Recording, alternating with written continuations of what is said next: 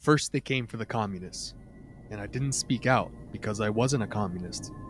And then they came for the socialists, and I didn't speak out because I wasn't a socialist.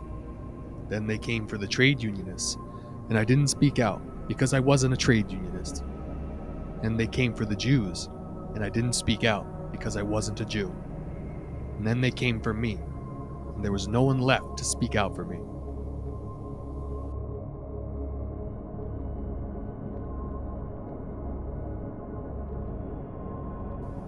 I'm going to show you the video of Palestinian activist and legal US resident Mahmud Khalil being kidnapped by ICE agents in his own apartment building, in front of his pregnant wife, of which he's still in custody, all without being convicted of a crime. The one thing he's quote-unquote guilty of was his speech, of course being in support of the Palestinian people against the oppressive Zionist occupation. The Zionist occupation is, of course, an extension of American imperialist domination, preserving and consolidating its grip of power in the region.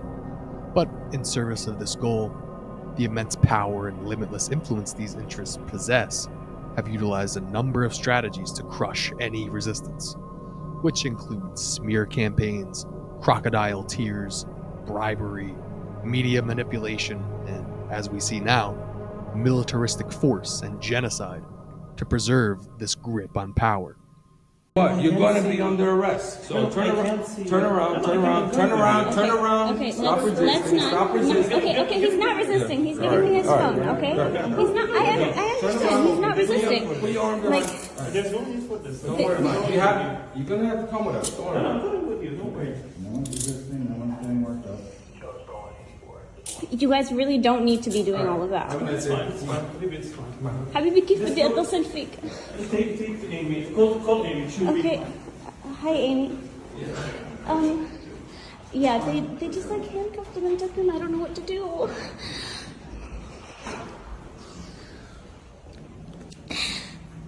Okay. And what should I do? I don't know.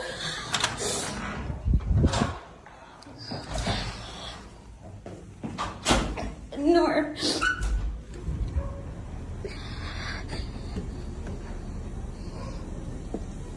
Let me ask. Can we get a name, please? Of can we get your name? I understand the lawyer is asking for your name. Go over there. No, we don't give our name. The lawyer's asking for your name. He's saying they don't give their names. Oh, yeah, that's right. They'll be taken to immigration custody at 26 Federal Plaza. I'm sorry. Can you repeat that? They'll be taken to immigration custody at 26 Federal Plaza. She said they're taking him to 26 Federal Plaza.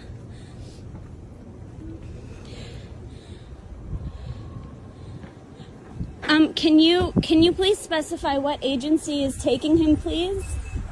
Excuse me. They're not talking to me. I don't know. I don't know. Excuse me. The lawyer would like to speak to somebody. Oh my God, they're literally like running away from me. These strategies aren't new. Due to mass disapproval of a long list of imperialist dominance initiatives, the ruling powers have developed quite the repertoire of repressive measures. Over the decades, one of the most effective measures these powers have honed is not only brute force policing, as in the case of literally kidnapping Mahmud Khalil off his doorstep, but also self-policing of the masses themselves, such as the smear campaigns against the man leading up to his unlawful arrest.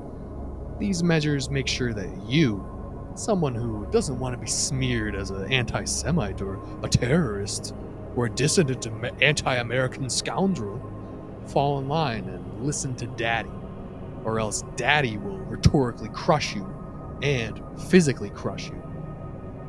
I bring this up because of the impetus and worshipping of free speech we laud, simultaneously existing with this repressive anti-free speech power structure.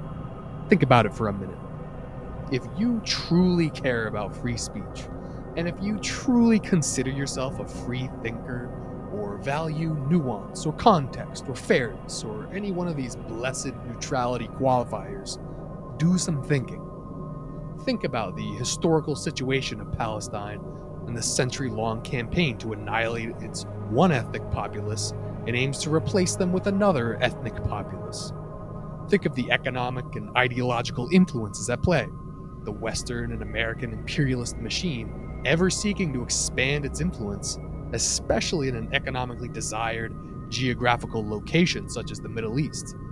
Consider how the Zionist movement was created to emulate and inspired by the genocide of American Indians, and its modern-day strategies directly taken from Nazi Germany and apartheid South Africa.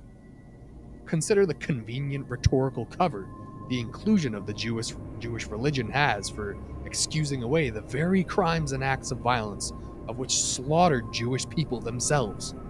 Consider how Palestine had and has its own Jewish population, and that a religious belief or ethnic background is no excuse or justification for genocide anyway. Consider how pervasive and widespread American media manipulation and propaganda campaigns are and have been for decades, all in the service of protecting its material interests.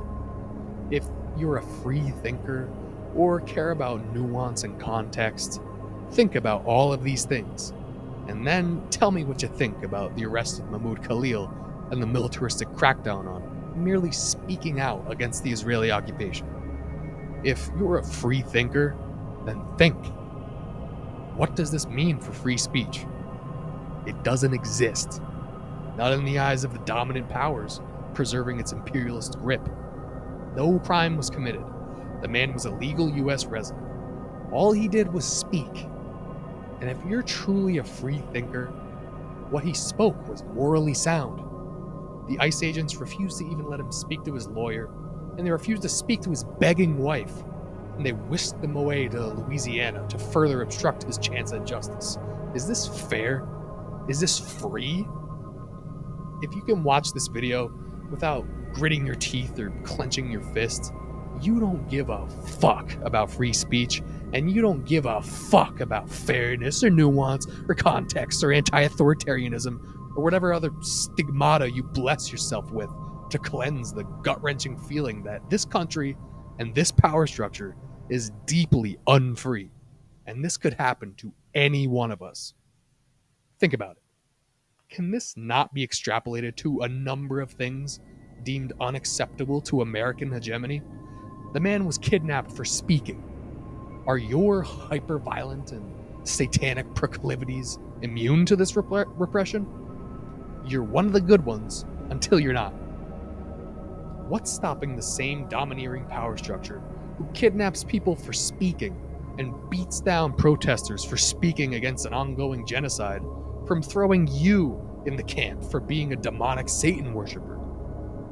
Your tendencies in speech are just as, if not more, violent and potentially dangerous as a rambunctious college student holding a picket sign.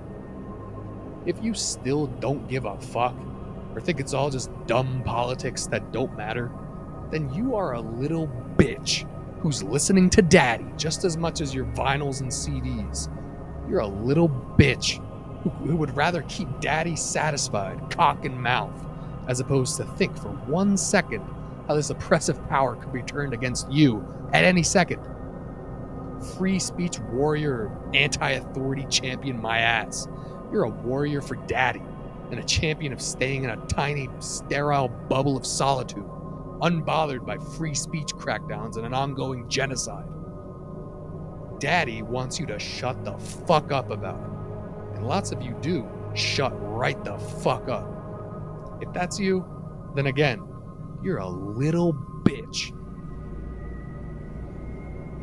This video, of course, isn't an in-depth rundown on the situation, so I recommend seeking out more information on it if you haven't already, but I just wanted to point out how this could be any one of us. First they came for Mahmoud. Who's next?